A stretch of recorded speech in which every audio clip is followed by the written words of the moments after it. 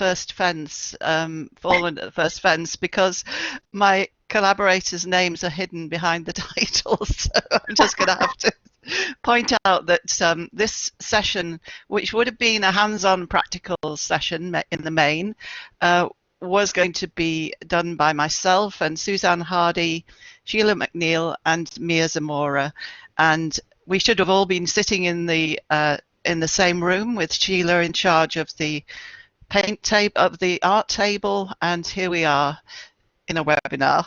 So obviously I've planned something a bit different. So I'm just going to explain to you in a minute what we're going to do. So thanks to my co-presenters, but like Debbie said, I want to say thank you to each and every one of the over 100, well over 100 people who contributed fabric, found objects, words, and most importantly, quilt squares to the quilt. And we would have had the completed quilts at the workshop had it been in London at OER 20, and that hasn't happened. And that's something that I actually think is quite important. I reached a point a few weeks ago where I could have really revved up and pushed on to have the whole set of quilts completed for today, regardless of it being an online virtual conference. And to me, that just seemed wrong, because we aren't in the world that we were in even just a month ago. Times has moved on, and things move on every day. So what I'm doing today is concentrating on the process of getting the quilt, and this has become a process which is not quite complete, and so bear with me.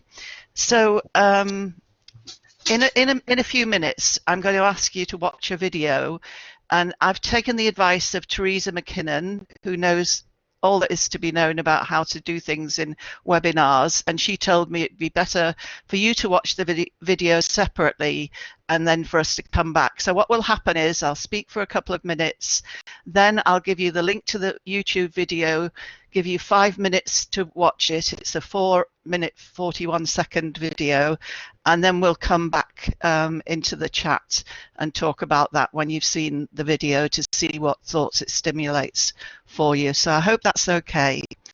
Could I have the next slide, please? Or can I do it? I can do it, can I? Yeah. Right.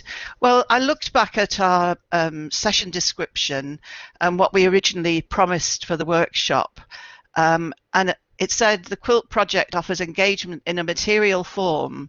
Well, I don't know, is what we're doing now in a material form? Not quite as much as it would have been in if we'd all been in a room in London. But we also mentioned the potential for activism, and I want you to keep that in your mind. What potential does the quilt have for activism to promote change in line with Femedtech values? And the question that we set is one that I think we can think about, if albeit in a different way, is how can the Femedtech quilt make a difference to care and justice in open education? And we can't help but think about the change situation that we're in now. And as far as COVID-19 is concerned, we hear a lot every day about care, because our healthcare workers are delivering care in very dangerous situations. I think we're going to need a lot longer to think about justice in open education and elsewhere, because I think that's going to become an issue for the future. But I'm not asking us to solve all those problems today. Right, okay, so this is a YouTube video made by myself, so not exactly a slick piece of work. And what I'm going to ask you to do now, and I will put my timer on, is ask you to watch that video. The link is in the chat, and I'd like you to. I'll give you 5 minutes to watch it, starting from now. And of course, my phone has switched itself off. Right. So I'm starting a 5-minute timer now.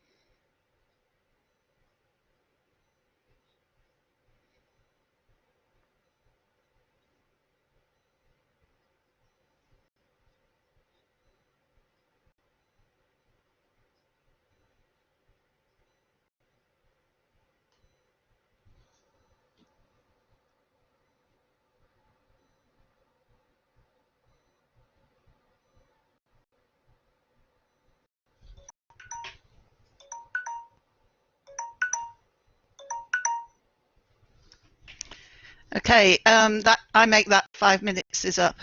Is there anybody still watching the video, or can we go back to where we were? Is that okay?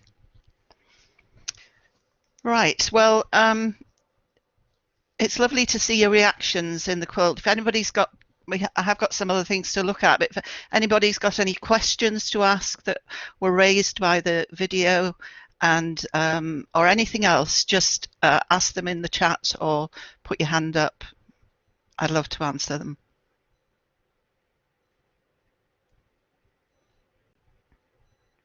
I think everybody is just needing tissues, Frances. Yes. Yes, yeah. There have been a few tears shed over this quilt.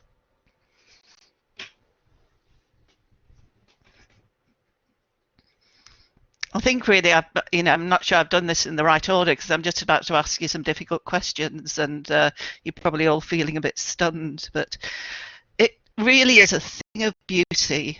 And what was so amazing was that so many people of such different types and levels of skills contributed to the quilt. And, some of them were beautiful in one way, but every single square is beautiful in its own way. So let's think about that. Right, okay, so it was a year-long process. So we didn't actually start it before OER 19. So I have got a few weeks left to get the 4 quilts all together, and they are nearly there. I'm sitting in this summer house, and we've got one quilt which needs, no, that's the one in the house, I think. No, we've got one quilt that needs quilting. Or have we? Have I finished? No, I think I've quilted all of the quilts now, and I've just got to bind them and put the fastenings on them, and then we can make that. We can finish them then. But I don't actually like to put a time to this at the moment because I don't know about anybody else. But what took me 2 hours a month ago now takes me 4 hours. And I don't know if any of the rest of you are the same. I didn't expect to get emotional about this, but We're all here together, and I hope that maybe Mia or Sheila would like to join in as well and make their voices heard. Frances, I'm emotional too. Yeah, That's why. maybe just, sorry Mia, but I know you're emotional. So I am slightly less emotional because I knew what was coming. I just want to say a huge thank you to Frances, and I can see why you're emotional. There is so much emotion in this chat and in this room, and I know we're all really disappointed that we couldn't be there in person. But oh my God, I don't think I could have got if we were all there in person. It's just been wonderful to see, and I think it just, the words that you used in that video just summed out how everyone is feeling right now, and how we can all come together and collectively create something so wonderful, with every piece having something unique and beautiful to say and to share. So a huge thank you. I feel a total fraud because I was just waiting for the online, for the face-to-face session to actually be more involved in this. I think Suzanne Hardy might be in here as well, but if Mia wants to take the mic, but Frances, it's just been amazing, and I feel so fortunate to be just a tiny part of this. It's been amazing, and to everyone that's in the room who contributed a square, total respect to you all. It's just been fantastic, and I love the idea that this is not finished, that this is going to go on, and that really gives us a lot more hope for the future as well, which I think is what we all need right now too. Sheila, so well said. I think that Quilt will have a long and beautiful life and have many debuts that matter. But I think I was struck in the video by what you said about the trust that goes into collaborating and working together creatively. And it really hit home in terms of the presentation of the work. I think when we come together to participate in something where we all bring a little part of ourselves, but then it becomes a mosaic of what is beyond just us and becomes something broader, that we can see the beauty in that. And that metaphor, that like kind of creativity down to a participatory act is such a beautiful reference point. I'm so sad that we can't see it in person, but I'm so happy that we've had this moment to share, some part of the process. Again, love the emphasis on the fact that it's a collective process.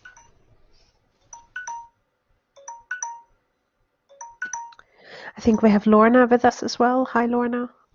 Hi there. I just wanted to say a huge thank you to Frances for all the hard work and creativity that she's put into this project. I had a little preview of the video last night, or a couple of nights ago, so I was kind of prepared for what was coming, but it's deeply moving to see it.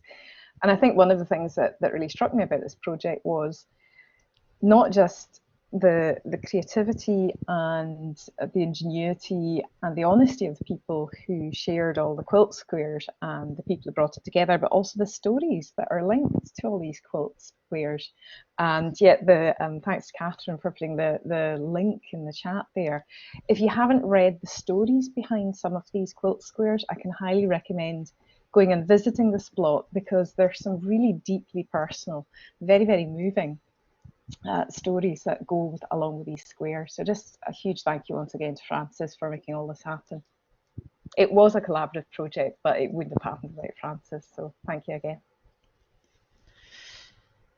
Well, one of the funny things was I got so caught up in the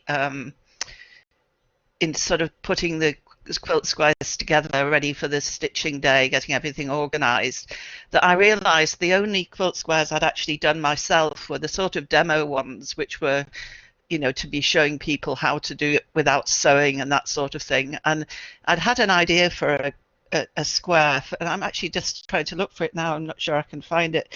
I'd had an idea for a square that was, no, I can't find it. I can't do two things at once. Hang on. Oh, hang on. Let me just see. No, just a minute. No, I'll scrap that. I'd had an idea for a square, and I had the design in my head, and I realized I got to the afternoon before the stitching day and I hadn't actually done this this square. So I just made myself stop everything else that I was doing and get on with the square that was my favorite story. And I haven't even put it in as a story yet, but you can watch out for it in the next few days. And I think there's a moral in that for all of us. I perhaps should say all of you, really, because I'm a bystander looking at what's happening in education at the minute. And you've got a lot of competing priorities, and I certainly wouldn't like to tell anybody what they should do. But if you are in a position where you're having pressure put on you to do something, don't forget to think about yourself and about your family, and prioritize things. Don't just do things because that's what you'd always have done. I think that's my piece of advice to the rest of you, and it's advice I've tried to follow myself as well. Anyway, this is a big question, isn't it? How can the Femedtech quilt make a difference to care and justice in open education? And I think the answer is we don't actually know all the ways that it can do that at the moment. But if you have got any ideas, please grab the mic, put them in the chat, and then after a little while we'll go on and I'll show you two other things that I've got that you can contribute to if you've got the time and the energy at the moment. So how do you think it can make a difference to care and justice in open education? And I think care is probably easier at the moment than justice.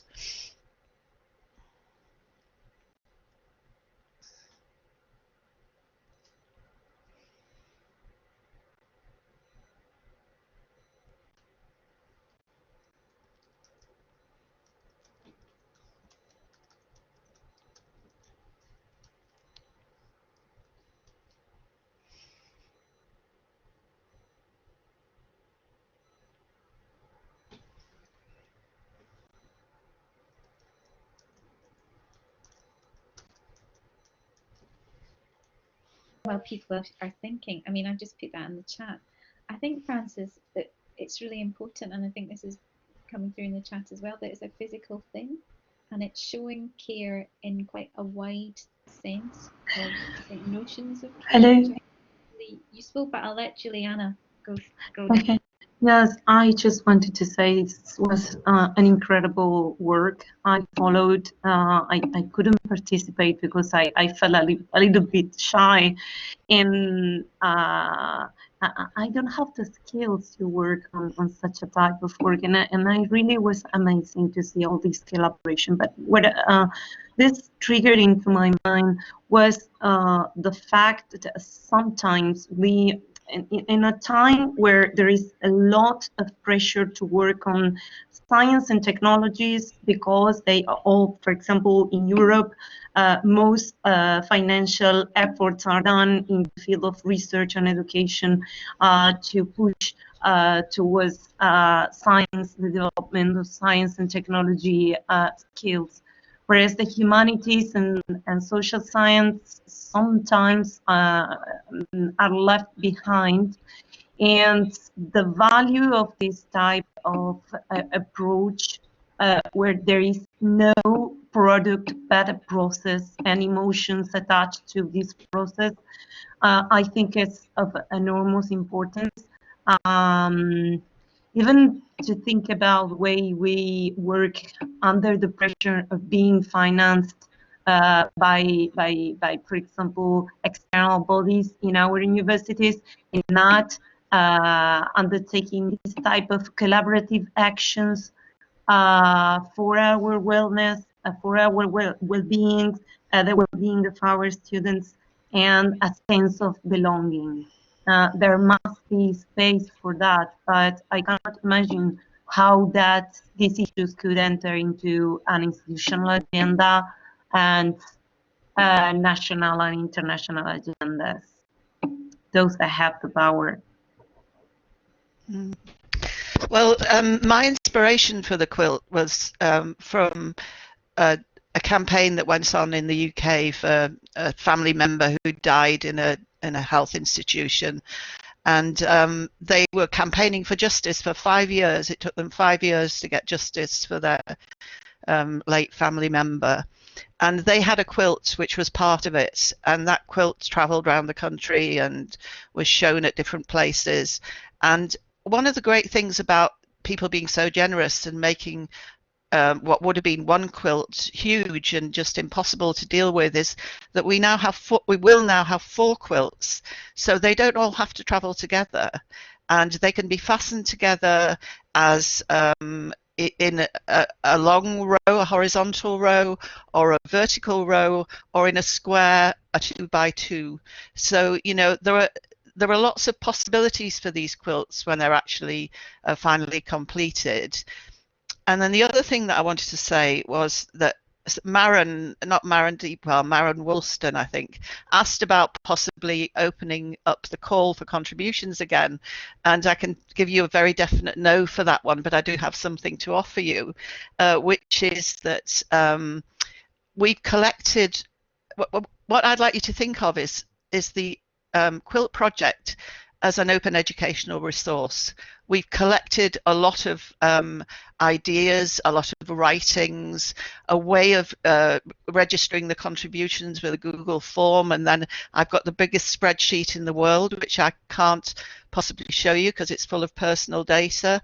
But we've learned a lot from doing it, and whilst I know that I will never do a quilt like this again, and the one thing that I've learned from it, and this will all be written down in due course, but not at the moment, is that it's something to learn about collaboration. The weak point in the collaboration was that I was at the centre.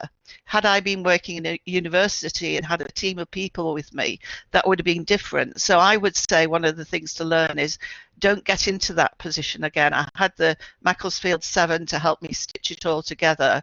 But, there are different ways of doing it. For example, if any quilters are listening, if we'd done quilt as you go, which is quilting each square as you make it, then there would have been a lot less work at the end. It would just be stitching it together.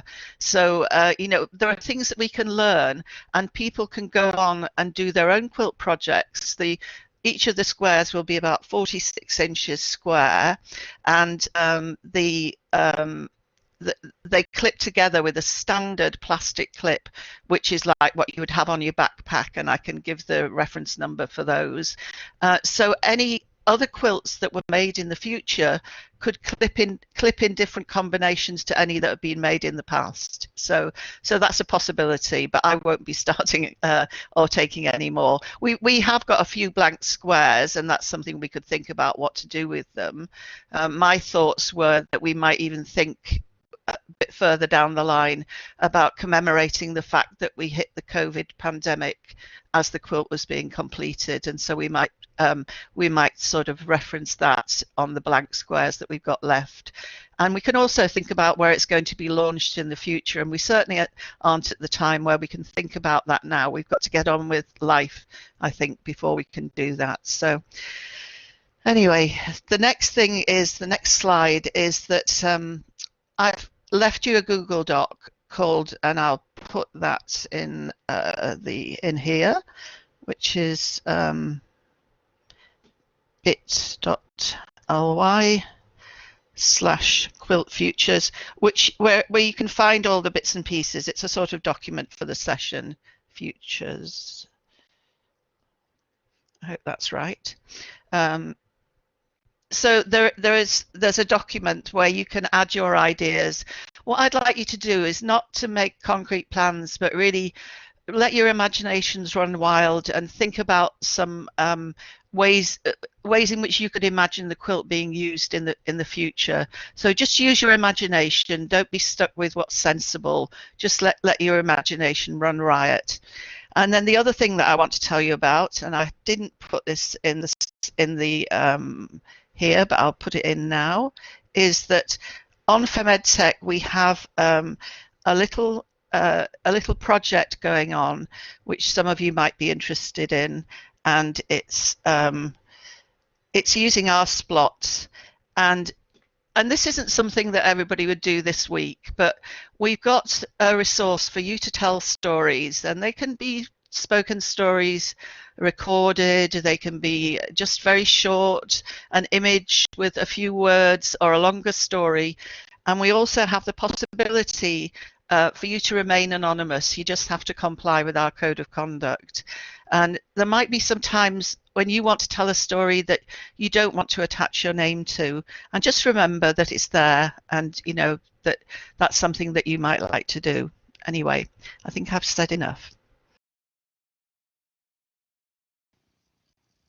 Well, Frances, I'm not often speechless, but I am speechless, and that was just unbelievable.